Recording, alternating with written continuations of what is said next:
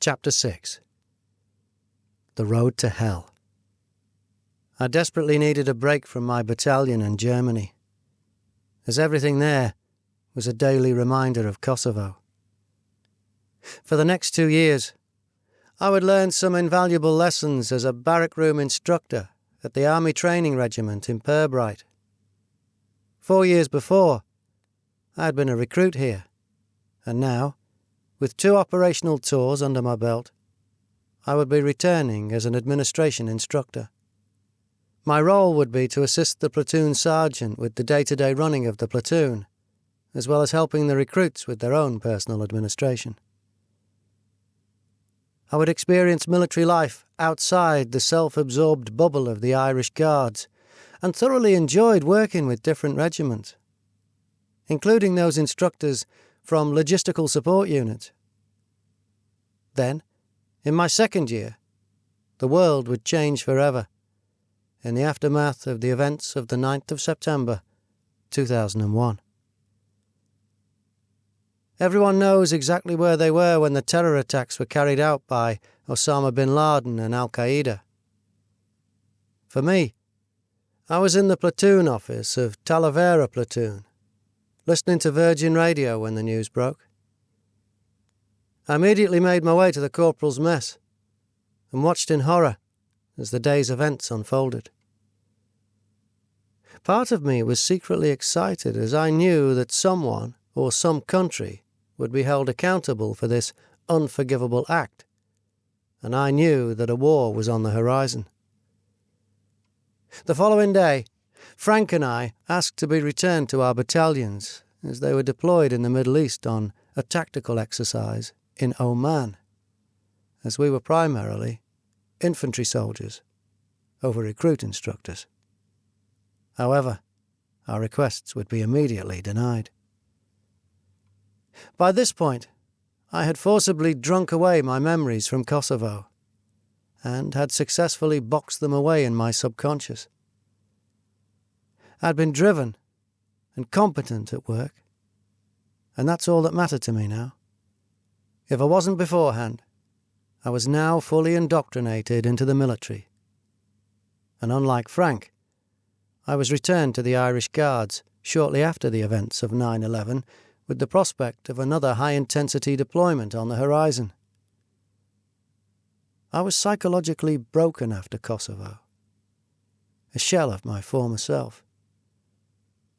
But after 2 years away from my battalion, I had thrown myself completely into work, and this had helped me cope with my internal demons, along with alcohol, of course.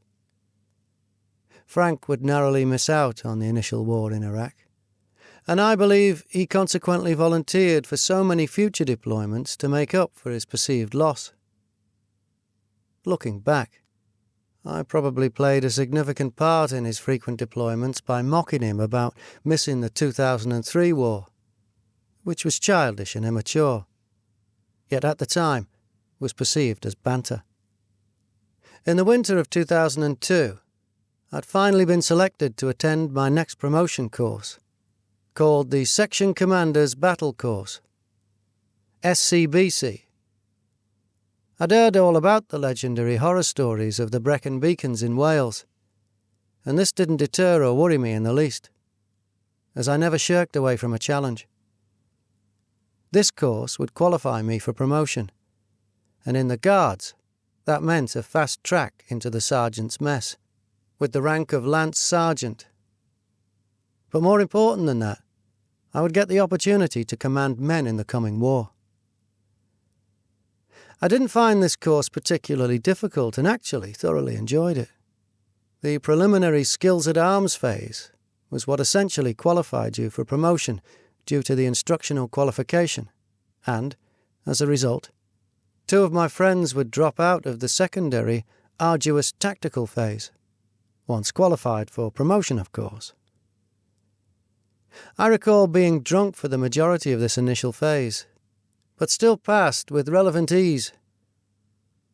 I was still drinking heavily to repress my memories of Kosovo, but would bluff my way through this instructional phase by always putting my hand up to volunteer to take the lessons. a dark art known as Brecon Bingo. You were taught to never volunteer for anything in the military.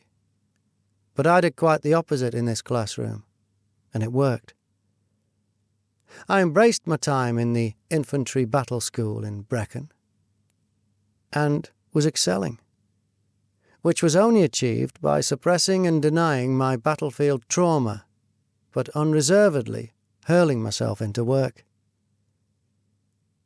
The second phase focuses on section and platoon tactics, and in the early tactical and planning classroom lessons, I was very vocal in debate, and some of my coursework was even put on display as an example for others to follow.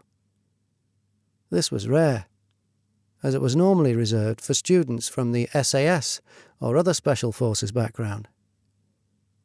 Naturally, fallout was expected, and the other students would put apples on our instructor's desk, and even the odd romantic note from myself. This was some good banter. In the early tactical exercises, I was tasked to lead the difficult anti-armour ambush, and succeeded with flying colours. I was suppressing my trauma from Kosovo by unreservedly throwing myself into this demanding course. This was my coping mechanism, and how I would continue to manage my poor mental health throughout my career in the army. Work, work, work. Next up was the dreaded but iconic fan dance. This was a long-range tactical insertion over the most arduous and mountainous land in Wales, Pen y Fan. It was an intersection race, but with platoon weapons including the heavy general-purpose machine gun, GPMG, or Gympie. Naturally, I volunteered to carry the Gympie for the first phase, as I was the fittest in my section. Then on the second phase, and eventually for the whole race, I remember bumping into Frank at the top of the fan, and despite the blizzards and the heavy snow, I automatically recognised him running towards me. He was on a map-reading instructor's course, and we had time for a quick chat, whilst I waited for the rest of the section to catch up. We often still joke about this random encounter, as I had left my section behind, despite carrying all the heavy equipment. After this event, my instructor informed me that he'd never seen a student carry the Gympie for the whole duration of the insertion, and was eager to know why I did it. I joked that due to the harsh winter weather conditions, the Gympie was warm kit, and had kept me from freezing to death. He chuckled, and informed me that if I kept things up, I would be on for a distinction grade. This didn't happen, though, as I have always tended to say the wrong thing to the wrong person at the wrong time. And that's exactly what I did. During the final exercise, I was approached by the company commander, a major from the elite Pathfinder platoon. He approached me to consider attending selection for his Special Forces unit, which I disrespectfully declined. My snub had angered him because of my blunt and direct refusal. I'd pointed out that as the Pathfinders were an advanced reconnaissance unit, there was no appeal for real infantry soldiers such as myself, who craved combat. Besides, orders had come through that the Irish Guards were going to war, and this was all that was important to me now. I would get the opportunity to lead men in battle, to test our mettle, and put our training to the test. Who cares about an average pass? At least I received an A grade for my fitness, which is something Frankie failed to achieve when attending SCBC. This is something I still frequently remind him about, and we still argue about who was the fittest throughout our service. It was on this course that I first got to know Bob. Bob was already a Lance Sergeant, but was attending a similar course called the Platoon Sergeant's Battle Course, PSBC. This was a course I would also later complete to qualify for my next promotion. Bob would become a dear friend, and we kept in contact, even after our service had ended.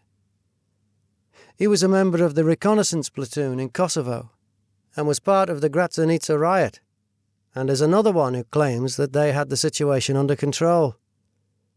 Bob would later be shot in the chest in Iraq and would almost die from his wounds.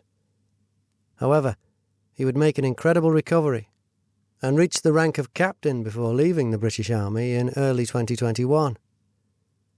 Bob became immensely angry after the war in Iraq, and I believe that this was as a result of the lack of welfare support that he received when recovering from his near-fatal gunshot wound to the chest. Yet again, no psychological support was offered for his mental well-being. Once the course was completed, I returned to the Irish Guards in the January of 2003 and went back to my old platoon in No. 4 Company. I loved 10 Platoon. In fact, my loyalty is still to the men who served in this platoon, and is something that I will always cherish. I was given my own section, and also assigned a warrior crew. This was a dream come true for me, and I was uncontrollably excited. We were aware that Iraq was ruled by the tyrant Saddam Hussein, and that the Iraqi people were oppressed. Furthermore, that they had suspected weapons of mass destruction, WMDs. Then there were the additional intelligent links to 9/11 to contemplate. As a child, I had enjoyed watching the live scenes from the 1991 Gulf War pan out. I'd read books and played video games based on this conflict. And now I was going to lead men in battle in its sequel. Regardless of the reasons or the politics, I was in heaven. I was going to war. My section second in command, 2IC, was a well-built Northern Irish chap called Steve, and at the time we never saw eye to eye. Iraq would be his first operational tour, and he was nervous. But he showed this, especially in front of the men. There is nothing wrong with being afraid. We all are. But as a commander, you have to always put on a show of confidence for the Guardsman. He had also decided to leave the army, and already handed in his 12-month notice. Notice which I misinterpreted as lacking commitment to the team. I didn't really acknowledge his point of view at the time, and this didn't help our relationship. All I wanted to do was please my commanders by excelling on the battlefield, whereas I felt Steve just wanted to survive the impending war and return home. The army was not for him, and he wanted to return to civilian life, which I can now understand and respect. But I was young, stubborn, egotistical, and completely indoctrinated. As a regiment, the Irish Guards were disseminated to supplement and increase the manning of other battle groups. For the men of 10 Platoon, they would be sent to support the 1st Battalion of the Royal Regiment of Fusiliers, 1 RRF. Our desert warfare training began in Celle, a small garrison to the northeast of Hanover, during an unforgiving traditional German winter. Our platoon was strong, and we promptly outshone the soldiers of Y Company 1 RRF that we were now attached to. This would result in 10 Platoon being disseminated and separated even further, as we were split down into section strength. I was attached to Y Company's 2nd Platoon, and given the call sign, 23 Charlie. The men of Y Company were good soldiers, but we were an exceptional platoon that was well led and combat-hardened, and I can understand why they separated us. Y Company's commander, Major Nansen, was one of the best officers I've had the pleasure of working for, and was an inspiring leader, second only to Major Nags. After the war, he pulled me to one side and said that I was one of his best section commanders, which was a huge compliment, as I was from another regiment. This was unexpected due to my strong opinions, which meant that I often clashed with senior commanders such as himself. In early February 2003, I had volunteered to deploy early to Kuwait as part of the advanced party. This made perfect sense to me, as I had no family or girlfriend and was overly eager to get stuck in.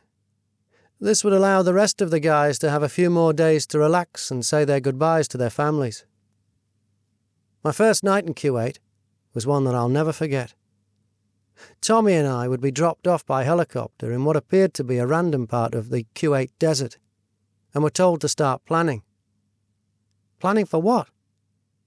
I was a low-level commander, and Tommy was warrior crew. A warrior commander, to be precise. And his exploits during the war would earn him the nickname Tommy the Gun, as a result of his battlefield feats.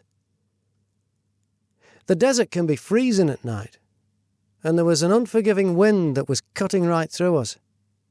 However, we were able to build a windbreak out of a large plastic panel that we found, and this offered us some relief. We then set out our sleeping bags and called it a day.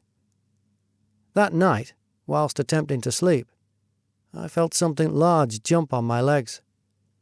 In a reflex motion, I kicked my legs upward, not knowing that this was a large camel spider, which was now on a collision course with my face. I automatically thought of the facehuggers from the Alien film franchise as this furry monstrosity rapidly approached my face. Fortunately, the camel spider bounced off my head as I embarrassingly let out a loud feminine scream. I then recall stabbing and slashing the surrounding sand for the next few minutes with my bayonet in a blind panic, whilst Tommy laughed uncontrollably. I've never been afraid of nature, but this was the exception, as camel spiders are not from this planet. The following days saw more and more troops arrive at our location before eventually all of the 1 RRF battle group had arrived. The fighting elements of the battle group consisted of 42 Warrior armoured fighting vehicles and 14 Challenger 2 main battle tanks from the Queen's Royal Lancers, QRL. We would be part of the much larger 7th Armoured Brigade, the Desert Rats, and our mission would be to capture the southern Iraqi city of Basra. We trained vigorously for the next 3 weeks, participating in realistic battle scenarios, but surprisingly, no bayonet fighting. I don't believe that this was due to the climate, but rather because it wasn't necessary, as we were already pumped and ready to kill. There was also a real danger that chemical or biological warfare could be used against us, and as a result, extra training was conducted in this discipline. We'd already been given our anthrax injections before being employed, and now we were ordered to take our nerve agent pre-treatment pills every 8 hours. This was intended to help us fight longer during a chemical or biological attack, and I gave all the lads the personal option to take these pills with some, including myself, opting out. We were also issued with atropine pens that we were to self-inject to help prevent muscle spasms if we were subjected to a chemical or biological attack. And we all genuinely believed that at some point Saddam Hussein would use these weapons on us. Let us not forget that this was part of the reason that we were going to war to begin with, the search for the weapons of mass destruction. I remember the first time we came under a suspected chemical attack. I was only halfway to the portable toilets that were located about 800 metres away from my vehicle when the attack alarm went off. Everyone was shouting, "Gas! Gas! Gas!" An Iraqi Scud rocket was in flight to our location, and I was stuck in no man's land. I had 2 options: return to my vehicle to safety and probably poo myself and be ridiculed by my men, or should I continue to the portable toilets and risk death? Let's just say I made the right decision and maintained my dignity. Luckily, the rocket overshot us, but this was a stark warning of what was to come. As a result of this attack, I chose to increase the intensity of the training of my section, which now included further training in our limited downtime. I would mark out Russian trench systems with tape on the desert floor and would drill my section relentlessly until we had our movements perfected. We would practice in different roles with the most junior soldiers leading us so that every member of the team knew what the other members' responsibilities were. We would do the same for buildings, and I was insistent that every soldier knew and could anticipate exactly what the others were doing. This battlefield awareness would be crucial in the coming months and would help to keep my men alive. I would arrange familiarization training of the more specialized battalion weapons, such as the 81mm mortars and the Milan anti-tank weapons, as I wanted my men to be trained and prepared for anything. I was conscious of the lack of bayonet fighting, so, as an alternative, at the end of every day, we would sharpen our bayonets for an hour or so. I believed that this was the best for my men, as it would prepare them mentally for the hard battles that would follow. This would frustrate my platoon sergeant, as British Army policy forbids the sharpening of bayonets except in times of war. Every evening he would inform me that this was illegal, and he was correct. But when were we expected to sharpen them? Just before we needed them? I think not. So, every evening, I defied his orders. The road to hell is paved with good intentions, and all I wanted to do was prepare my men as best I could for the pending conflict. In the weeks that followed, I noticed that Dave had become slightly withdrawn, and not once did I ask why or question his mental health, which is something, in retrospect, that I sincerely regret. Dave had recently completed training. In fact, apart from Pez, all of the Guardsmen were fresh out of the factory, and all of them were teenagers. Due to this period of self-solitude, Dave was given the nickname of Mad Dave, which is, regrettably and ironically, what he became. In hindsight, I do think that in the build-up to war, I was oblivious to the additional pressure that I put on my team. I was still suffering from the emotional trauma from my time in Kosovo, and I pushed my men to their physical and mental limits.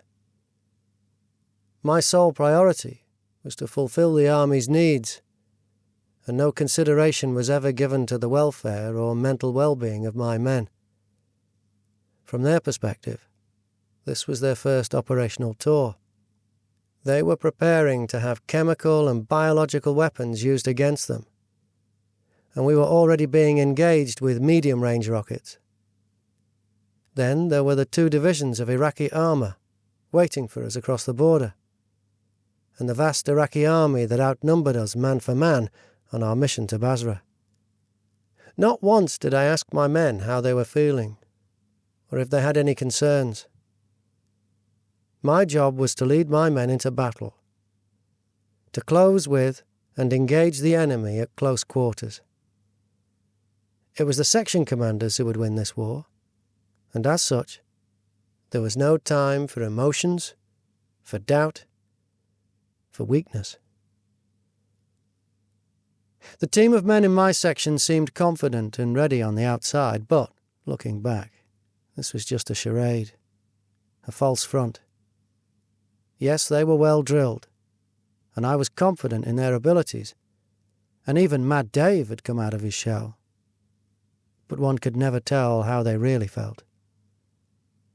We'd all been institutionalized, reprogrammed to suppress our emotions, and this had established a toxic alpha mentality that was detrimental to the mental health of all of my generation of soldiers.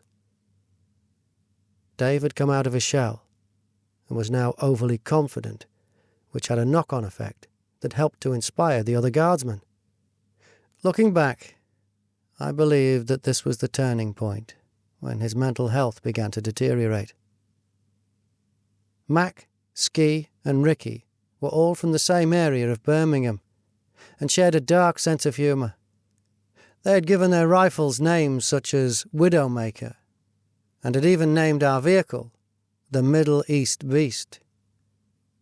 I had opted for the name Golf Club 7, after the 90s band, but had been outvoted. Pez was a drinking buddy of mine and a good friend. He was the joker of the pack, and would provide us with some much-needed boosts to our morale. Pez was the complete opposite of what you would expect from a war-fighting infantier. But he was the much-needed heart and soul of our team. As our training intensified, I recall that we were all in good spirits when we heard a pop and a scream. One of the Irish guards in another vehicle had accidentally shot himself in the neck. Diggler was cleaning his rifle with his magazine on, and in doing so, had accidentally discharged a round. He was really lucky that this negligent discharge had only grazed his neck, as it could have been fatal. This incident was an unwanted reminder of why we were here and what dangers awaited us across the border in Iraq. It was now mid-March, and news had come down the chain of command that President George W. Bush had threatened Saddam Hussein with nuclear retaliation action if he used chemical or biological weapons on coalition forces. Saddam Hussein had previously used chemical weapons on several occasions, including on his own people. The international community had condemned the Halabja massacre when Saddam had used chemical weapons on the Kurdish population in 1988, killing 5,000 of his own citizens in the process. We were all in genuine fear of being gassed, but now there was the added dangers and mental stress of nuclear war to contemplate. I had reassured my men that this was not the case, and that the only fighting would be conducted in the traditional attrition way. We had superior equipment, better weapons, and were highly trained. The Iraqis had been given a 48-hour deadline to surrender, and by now we were in the final stages of our planning process known as battle procedure. We were ready, and the plan was to invade on the 20th of March when the call came forward. All commanders report to Major Nansen immediately. This was the 19th of March, and I was halfway through delivering my orders to my section for the attack the following day. I grabbed my rifle and respirator, gas mask, and sprinted towards the company commander's vehicle for the best news that I've ever received. Some quick battle orders. Major Nansen was brief and direct and stated that 2 Iraqi armoured divisions were approaching from the north. We all know our jobs and have been well trained. Mount up. We're going to war. I was overjoyed with the romanticism of the pending battles and was certain that my men felt the same. Did they? I quickly returned to my warrior and briefed up my men with the same quick battle orders that I'd just received, and was taken aback at their lack of enthusiasm. As I counted my men into the vehicle, it suddenly dawned on me how young and afraid they actually were. Ricky was the last one in, and had just turned 18. In fact, he had celebrated his birthday whilst in Kuwait. I'll never forget the realization and the burden of command when he pulled me to one side and asked me to make sure he came back alive.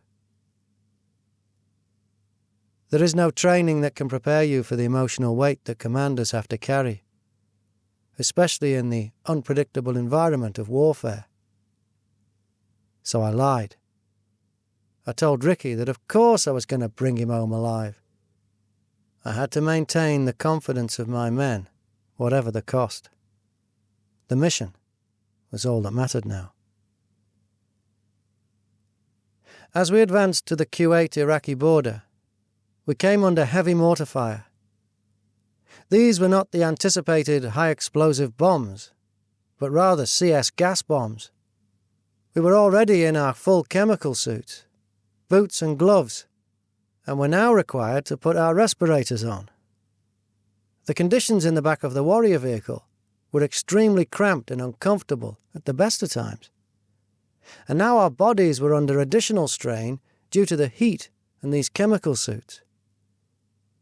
Every now and again the back door would open, and we would get out, go firm, and observe for the enemy. But we were still in Kuwait, and there was no sign of any Iraqi forces. I can remember Pez having what could only be described as a tantrum, as he could no longer take the heat and claustrophobic conditions in the back of our warrior.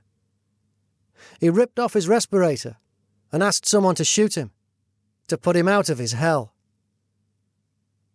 I now had a difficult command decision to make, as it was obvious that my men could not sustain themselves for long periods in their full chemical suits and respirators. They were losing the will to fight, and in Pez's case, the will to live. I reluctantly gave the command for them to remove their respirators until they were needed, and that everyone needed to hydrate. The lads began to sing songs as we approached the border, and I believe this calmed them. I was listening to the ongoing battle on my radio and was talking to the vehicle crew. But as we crossed the Kuwait border into Iraq, we were singing, "We're all going on a summer holiday" by Cliff Richard. The order would later be given to remove our chemical suits, as we were not combat effective whilst wearing these in the Iraqi desert, especially when you bear in mind that we had trained for this war in the snow in the sub-zero temperatures of northern Germany. I suppose Pez had already anticipated this. For the next few hours, we would hear the loud bangs of bullets and explosions from the confines and safety of our armoured vehicle, as the battle unfolded around us. This was until it was Y Company's turn to lead the invasion. The 1 RRF were designated the lead armoured battle group, and the British Army's doctrine is one of a basic rule of 3. Assault the enemy, suppress the enemy, and then be in reserve. It is every military commander's dream, or was mine at least, to lead men into battle, and I would now get my first chance on an advance to contact in war. We were now at the very tip of the spear, and I began to brief my team on the environment that awaited them outside the safety of the warrior. I explained that we had 2 additional warriors to our rear and 2 friendly tanks to each flank. Then the vehicle commander, Dickey, began to count us down 10-1 before we deployed on the unfamiliar ground of Iraq. I looked at my men and gave them a quick brief and reminded them to trust their training. I told them to look for cover and that they should advance no farther than the small ridge just before the road to our immediate front. Ricky was sat opposite to me, and I purposefully smashed my helmet against his to gee him up and told him to stay close. I was adamant that I had to be the first man out. This was against protocols, as our doctrine stated that a guardsman should always be the first man to deploy a sandbag. I disagreed with this and wanted to set the example to lead my men, but I was slightly unsure if the others would follow. We were about to deploy from the safety of an armoured vehicle into our first firefight, and I could sense that they were afraid. Therefore, it was vital that my second man, Ricky, immediately followed my lead, and, like the brave and courageous men I knew they could be, they all overcame their fears, despite the incoming enemy fire. I remember thinking that it was nice to get out and stretch our legs, and the small ridge to our front would provide ideal cover from view and shield us from small arms fire as we tactically advanced, keeping low and moving fast. It's amazing how fast you can crawl when the enemy is trying to shoot you. Once at the ridge, I gave the order to watch and shoot, or in layman's terms, if you see any enemy, engage them at your own discretion. The battle appeared to be going very well, and I was proud of my men and how they were handling themselves in their first engagement. Even my 2IC, Steve, who I had former doubts about, was doing an exceptional job. All my previous concerns were quelled, and the men of 23 Charlie operated as a single organism. Then the RPGs and mortars began to rain in. This was accompanied by heavy small arms fire, and suddenly I felt outgunned. Whilst we were under heavy fire, the company commander had asked for a situation report as the advance had halted. I informed him that we were taking both heavy direct and indirect fire from the village, approximately 600 metres north of our location. Major Nansen acknowledged my report and halted our advance, and mentioned that he was going to request battle group assets to assist us. I encouraged my men to keep moving and to change firing positions frequently, to watch out for snipers and conserve ammo, that they should only shoot when they could positively identify to avoid unnecessary civilian casualties. We then witnessed this disappointing battle group asset as a single US Super Cobra attack helicopter conducted a flyby over the village. Is that it? I thought to myself. Moments later, a squadron of these harbingers of death let loose all of their payload on this village, and what can only be described as a truly epic and marvellous sight.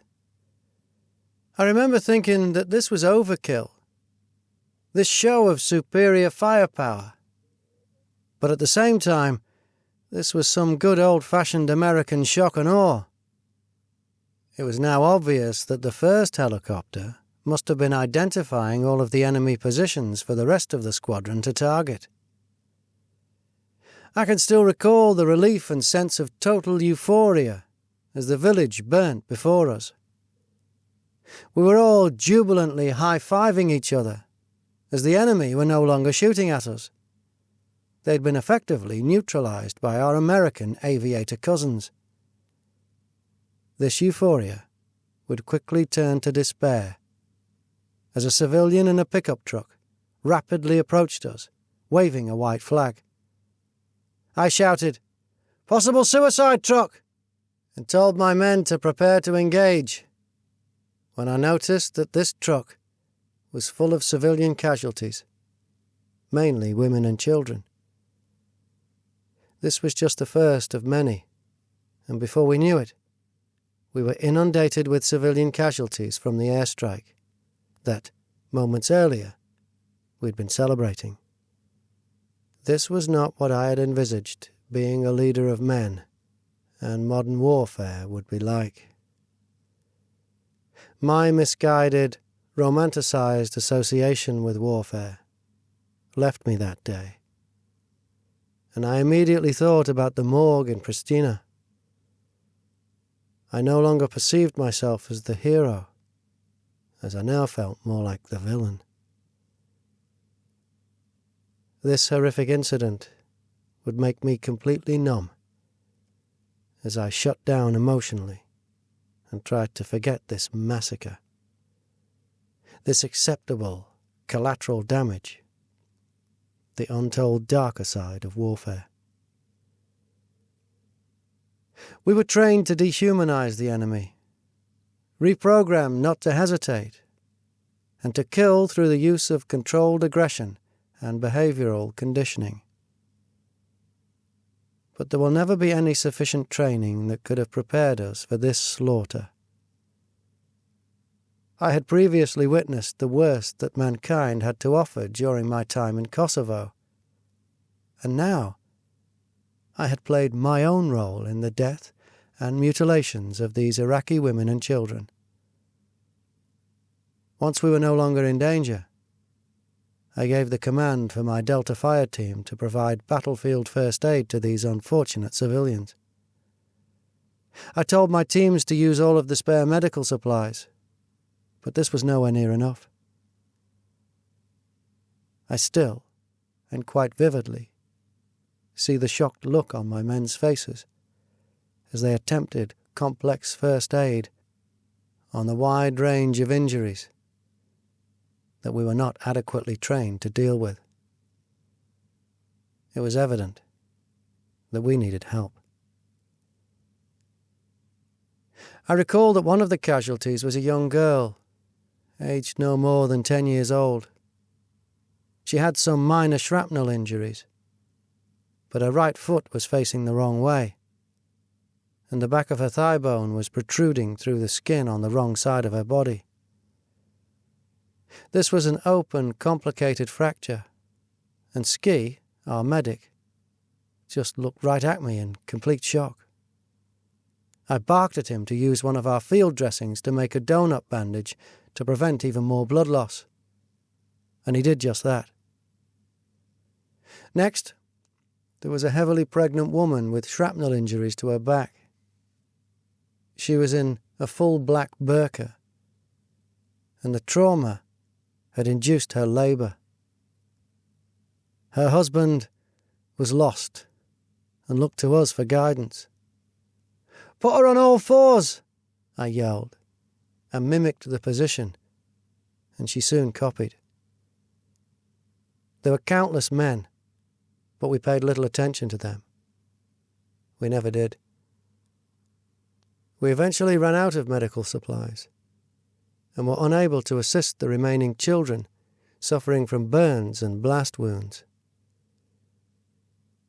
New orders were coming in through my radio as I was failing to manage this array of complex casualties, and we were ordered to mount up and continue the advance.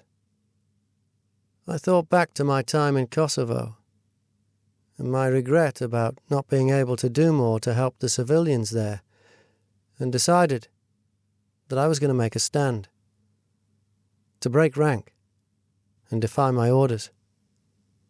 My call sign, 23 Charlie, was not going anywhere until I had armoured ambulances on my position with qualified medics and doctors to help these dying civilians.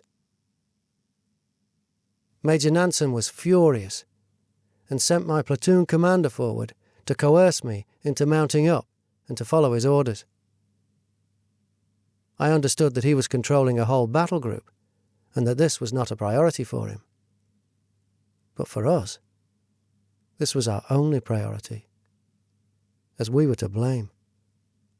Hence, to his frustration, I continued to ignore his orders. When my platoon commander finally arrived, he nervously crawled forward in a crab-like motion, as we were now on the receiving end of some more small arms fire. I walked over to him in plain sight as bullets flew past me. I had no regard for my own safety, as my own priority was the medical care of these civilians. I was no longer concerned with the mission, and, for the first time, the Army's needs were not important to me. My platoon commander then popped up and saw the after effects of the airstrike, and wholeheartedly agreed with my decision to request medical support for these poor civilians. Accepted collateral damage. Words cannot describe the carnage that had occurred, and he agreed that we owed it to these civilians to treat them, and that is what eventually happened. Once the armoured battlefield ambulances arrived, we provided protection as the casualties were loaded up. Then, almost immediately, I was ordered to mount up and advance. This time I complied, and the next few days became a blur as I was traumatized and unable to process the events of what just occurred. I thought that I was battle-hardened, as this was my third operational deployment. I'd never been more mistaken, and I can only imagine how this event affected my younger, less experienced soldiers and the trauma that it continues to cause. In the years that followed, Ski would write a letter from his prison cell to the Guardian, stating that it was this event, along with a string of others, that had initiated his own deteriorating mental health. I believed that this traumatic event was, at part, the reason why he'd been incarcerated, Yet this is something that the Ministry of Defence has always denied, as after the war they diagnosed Ski with a personality disorder rather than PTSD. He wrote, "One of the first days after we breached the border, our section went firm, while the American gunship's Cobra helicopters cleared a village. It was an awesome sight, but an hour or so after it was chaos as cars came racing out of the village. I remember one car came up to me. Immediately I knew there was something wrong, as the driver started to get out. His wife and kids had been shot to pieces and were bleeding badly. This man brought them to me to help them. All I could do was look at them in shock, knowing that we couldn't use our kit on them to help, because we only had enough for ourselves." Pez has also been haunted by this incident, and only really occasionally speaks about it when blind drunk. He explained that he pushed it down deep so that he doesn't have to remember it. Pez vividly recalls a white Land Rover type vehicle approaching us when I gave the command to prepare to engage, before I paused the order, when an Iraqi man exited, distraught and in tears. His wife appeared to be dead in the front as he made his way to the back of the vehicle.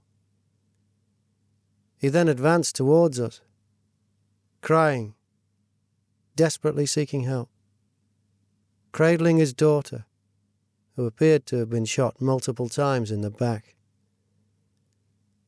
Pez broke cover, removed his morphine pen, and instinctively advanced towards this young girl to help, only to be aggressively commanded by myself to stay firm and watch and shoot. This was not a tactical act, but more so a humane response. And because Pez has always been all heart, he impulsively wanted to save these people. From Pez's perspective, all he wanted to do was to help these civilians, and he believed that I lacked any compassion in preventing him from doing so. Maybe I did. But whatever compassion I had left from my continued indoctrination was to my men, and our limited medical supplies were exclusively for ourselves. Pez recalls that after I refused to allow him to apply first aid, I directed the civilian casualties through the lines to a medical aid post to our rear, and that's when he began to see his one-time drinking buddy in a different light, and our friendship was no more. This would only be the first wave of civilian casualties, and it would seem that yet again it is the collateral damage and the true nature of warfare, the accepted civilian casualties, that always has a lasting impact on our soldiers' mental health. Pez would go AWOL in 2004 for 6 years before being dishonourably discharged in 2010. No questions were asked as to why he'd gone absent to begin with, and I can only speculate that it was due to the emotional trauma suffered from this incident. What is interesting is the fact that closing and engaging with the enemy has not affected Pez, as, like many of us, the Iraqi army and its soldiers seemed fair game. When asked if he was aiming to shoot to kill, he unequivocally replied with a yes. But he went on to state that it was honestly hard to acknowledge who shot who, because of the amount of firepower that we had at our disposal. As I've previously mentioned, Pez was an average combat soldier at best. Yet, when called upon, he didn't hesitate. His training took over, and every time he pulled the trigger, he was intent on killing another human being, for which, even today, he has no remorse. I cannot help but conclude that this was a direct result of our behavioral training and the way in which we were taught to dehumanize the enemy. Ski would be the first of my team to succumb to his battlefield trauma. He would be followed by Mac, Dave, Steve, Pez, and eventually myself. Poor mental health can manifest itself in many different ways. Personally, I chose to deny this traumatic incident and suppress its very existence for almost 15 years. The rest of my men were not so fortunate, as the trauma of the darker side of warfare would have an almost immediate effect on all of their lives. 5 members of my team would show signs of poor mental health, PTSD, and battlefield trauma in the years that followed.